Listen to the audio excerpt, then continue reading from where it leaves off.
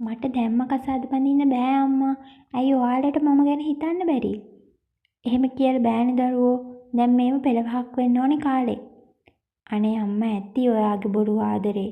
ඔයාලට ප්‍රශ්න වලට මාව බිලි දුන්නම හරිද? කියන්නකෝ දෙයියනේ. හරිද? ඔහොම කතා කරන්න එපා මැනික. අනේ අම්මා ප්ලීස් මට ඉන්න දෙන්න. මගේ පාඩුවේ. ඔයාලට මාව බරක් නම් මම යන්නම් කොහේ හරි. ඒත් මට දැම්ම කසාදයක් බඳින්න කියලා නම් කියන්න එපා. මම බාත් รู ම් එකට රිංග ගත්තේ හිතේ තිබුණු කේන්තියටමයි. අනේ මැනික එළියට එන්නකෝ. අම්මා බය වෙන්න එපා අම්මා.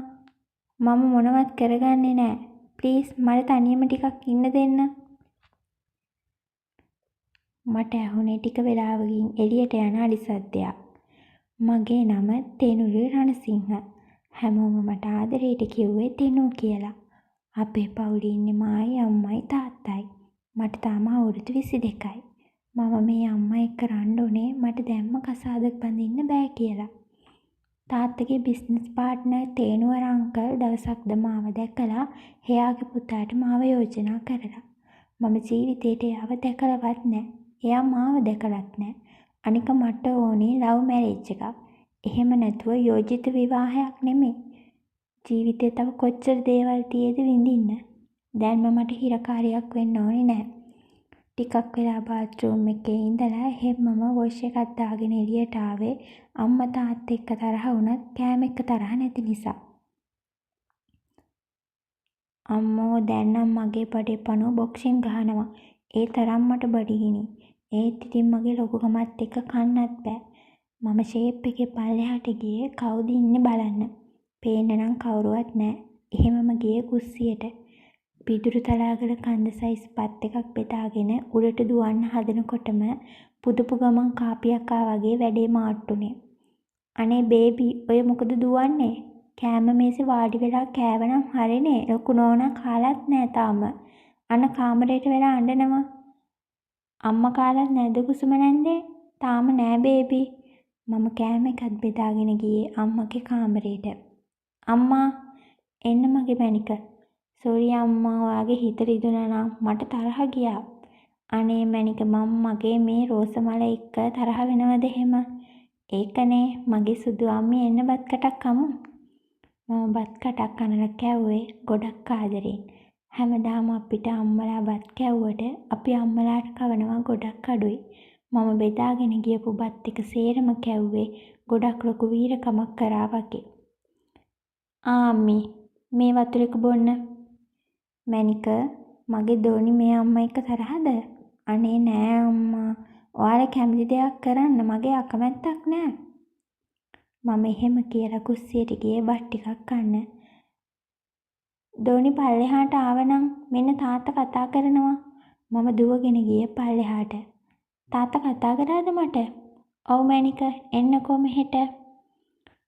මම දුවලා ගිහින් තාත්තගේ උකුලෙන් වාඩි වුණේ සතුට වැඩිකමට. අහන්නකෝ මැනික ඔයා දැන් ලොකුයිනේ නේද? හැමදාම අම්මා තාත්තා ළඟට ඉන්න බෑනේ.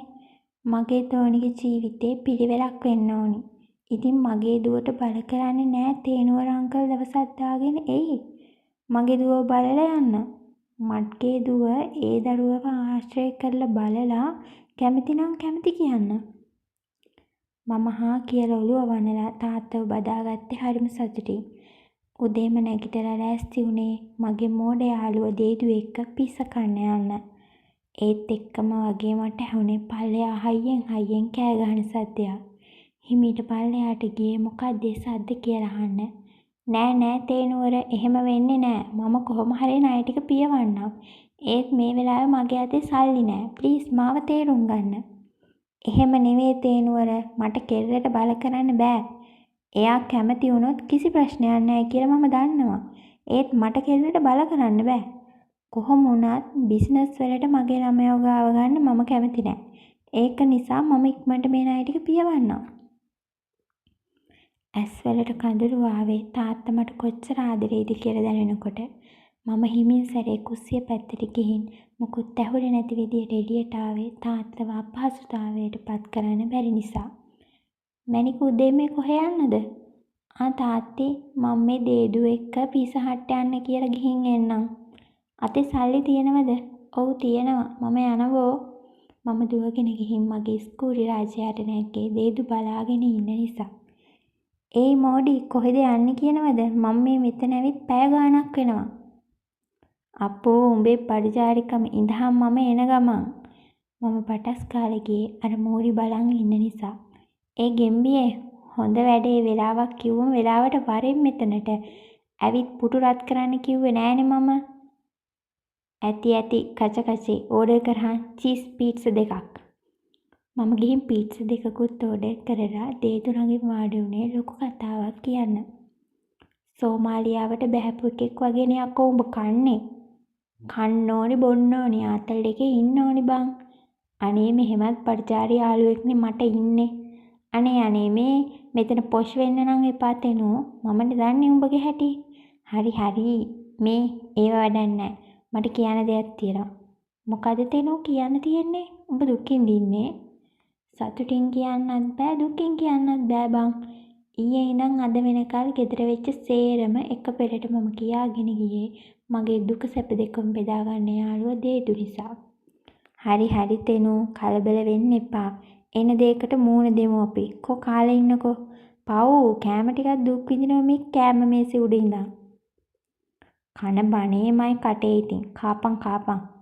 මේ තෙනු උඹේ මූඩ් ෆික්ස් වෙන්නත් එක්ක අපි යමුද බීච් පැත්තේ. ඒක නම් මරු අදහස බං. ඉක්මනට කාලා මමයි දේදුයි මගේ තඩ මුණ නෑගලා රූම් ගාලා ආවේ බීච් එකට. මේ නංගි ස්කූටි රාජයාගෙන් බැලලා ටික දුරක් යනකොට ඇහුනේ කවුද කතා කරන සද්දයක්. මේ තෙනු අපිට නේද කවුරු හරි කතා කරන්නේ? ඔව් ඉඳහන් මම බලන්නම් කවුද කියලා. අනේ මේ පිස්සු එපා. ඇහුන්නේ නෑ වගේ යමන්. නංගිහෙන් ලයින් නේද? ඇයි මොකෝ තාත්තා ණයෙක්ද? මම ඇහුවේ උපරිමේටම කේන්ති ගිහින්. අප්පා මෙන්න මේ නංගිට කතා කරන්නත් පුළුවන්නේ. ඇයි මොකෝ හිතුවේ මම ගොළුයි කියලාද? අපෝ නෑ මේ වගේ ලස්සන කෙල්ලෙක් ගොළුයි කියලා හිතනවද එහෙම? අනේ තෙනු අපි යමුකෝ බං. පොඩ්ඩක් ඉඳහන් බං. නහයෙන් අඬන්න නැතුව. චණ්ඩි කෙල්ලෙක් වගේ නේද? මොකෝ සද්ද මෙච්චර? මගේ සද්දෙද? ඔව්. විනාඩියක් ඉන්න මට කෝල් එකක්. හෙලෝ. ඔව් තාත්තා කියන්න. නෑ තාත්තා. අනේ ඕනේ නෑ තාත්තා. ඔව් ආරක්ෂකයෝ දෙන්න පිටිපස්සෙත් එනවා. තාත්තා කලබල වෙන්න එපා. ඊළඟ ඡන්දෙට ලෑස්ති වෙන්නකෝ එහෙනම්. මං තියන්නම්. හරි අයියා කෝල් එක ඉවරයි. මොකක්ද ඇහුවේ ඉස්සෙල්ලා? නංගි ඒක හරි දැන්. එහෙනම් පරිස්සමෙන් යන්න දෙන්නත් එක්ක. අපි යන්නම්. මොකක් හරි උදව්වක් ඕනොත් කියන්නකෝ. මටයි දේදුටයි පණ යනකල් hina වෙච්ච වැඩේට. ඒක නෙමෙයි තෙනුව. උඹගේ මොලේ තමා මොලේ. කොහෙන්ද අදහස් වෙන්නේ? කොහොම හරි හොඳකම කියන්නේ උඹට කෝල් එකකුත් ආව නේද ඒ වෙලාවෙම. ඒවට තමා නංගි ට්‍රික්ස් කියන්නේ. උඹේ ෆෝන් එකක් තිබ්බේ මගේ අතේනේ. ඒකෙන් මගේ නම්බර් එක ඩයල් කරා. යකෝ මේකි.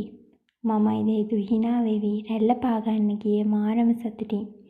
හවස් වෙනකල් බීච් එකේ හිටපු අපි දෙන්න ගියේ සැරලුණු මිරිස් එක්ක උණු රොටි කන්න.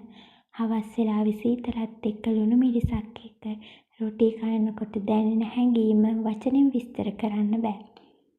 ඒයි කොයි ලෝකෙද අතරමං වුනේ? මම PVC-ට ආවේ දේදුගේ කෑ ගහිල්ලට. මොකෝ බෙරිහන් දෙන්නේ? ඔය ෆෝන් එක නාද වෙනවා යකෝ. දැන් හෙන වෙලාවක ඉඳලා. මම සාක්කුවට අත දාලා බැලුවේ කවුද මගේ සිහින ලෝකෙට බාධා කරන්න කියලා. අම්මා මැනික දැන් රෑ වෙලා කොහෙද ඉන්නේ? එන ගමන් අම්මා ඉන්නේ. දේදුව එක්ක එළියට ආවා. ඉක්මනට එන්න. අද රෑට පොඩි ගමනක් යන්න තියෙනවා. හරි අම්මා. බුදු සරණයි. කවුද අම්මද? ඔව් දේදු. ඉක්මනට ගෙදර එන්නලු. මට හිතෙන විදියට කොහේ හරි යන්න හදන්නේ රෑට.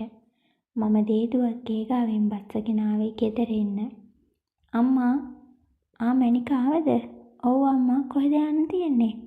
තේනුවර අංකල්ගේ ගෙදර අද රෑ කෑමට එන්න කිව්වා. ඔයාව එක්කන් යන්න බෑනේ එහෙම. එහෙම යන එක හරි නෑනේ. ඒ නිසා ඔයා කුසුම නැන්ද එක්ක ඉන්න. මයි තාත්තයි ගිහින් එන්නම්. අයියෝ අම්මා කලින් ඕක කිව්වනම් මම තව ටිකක් වෙලා ඉඳලා එනවනේ. අනේ අනේ හරි ලස්සනයි ගෑමුලා ළමිස්සියෙක් හවස් වෙනකල් රස්තිය ආදු ගහනකොට. හරි හරි අප්පා කවුද දන්නේ හෙට ඇදිරි නීතිය දැම්මොත් එහෙම ගෙදරට වෙලා ඉන්න එපයි. ඒක නිසා පුළුවන් හැම වෙලේම ජීවිතේ විඳින්න ඕනේ. හරි හරි පණ්ඩිතාච්චි ගිහින් වොෂ් එකක් දාගන්න. මම ලෑස්ති වෙන්න ඕනේ. දැන් තාත්ති එනකොට තේනුවර අංකල්ගේ දිහා යන්න. මම බාත්රූම් එකට ගිහින් හොඳට නාගත්තේ ඇඟට පණක් එන්න ඕනි නිසා. නාගෙන ඉවර වෙනවත් එක්කම කුසුම නැන්ද තේ එකකුත් හදාගෙන කාමරේට ඇවිත්. "දෝනි බේබි මේ තේ එක බීලා ඉන්නකෝ." නෝනායි මහත්තයයි ගියා. "දෝනි බේබි කන්න ආස මොනවද?" "අනේ කුසුම නැන්දේ මට කන්න නම් බෑ. මම කාලා ආවේ. මට හොඳ නැන්ද වගේ ඔයා මොනා හරි හදාගෙන කන්න. මම දැන් දොයිය ගන්නවා. Good night." පිස්සු කෙල්ලෙක්. මට ඇහුනේ කුසුම නැන්ද හිනා වෙවි පහළට යන සද්දේ.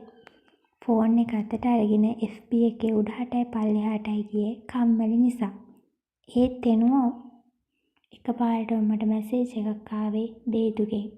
"මොකෝයි බියේ හොට් නිවුස් එකක් කියන්න මට මොනවද දෙන්නේ? ඇයි දැන් උඹ පත්තරේද වැඩ කරන්නේ නිවුස් කියන්න?" "ජෝක් නෙවෙයි බං. උඹට අහන්න ඕනි නැත්නම් කමක් නෑ. මං නිදා ගන්නවා. Good night bye." "පුත්සරණයි." "හරි හරි කියහන්කෝ ඉතින් උඹේ හොට් නිවුස් එක." "ඔන්න බලන්න උඹලගේ අම්මලා ගියේ අනිවාර්යෙන් තේනුවර අංකල්ලට එහෙට එන්න දිනයක් කියන්න." "උඹ කොහොමද එහෙම කියන්නේ?" "ඔන්න බලහන්කෝ මං බොරුද කියන්නේ කියලා." "හරි හරි. ඒත් ඇයි එකපාරට මෙහෙම කිව්වේ?" සිංහල කෙටි කතා. ඔයාලට මේ කතාවේ දෙවෙනි කොටසත් එක්ක ළඟදිම හම්බ වෙන්න පුළුවන්. අනිවාර්යෙන් ලයික් කරලා කමෙන්ට් එකක් දාගෙන යන්න අමතක කරන්න එපා.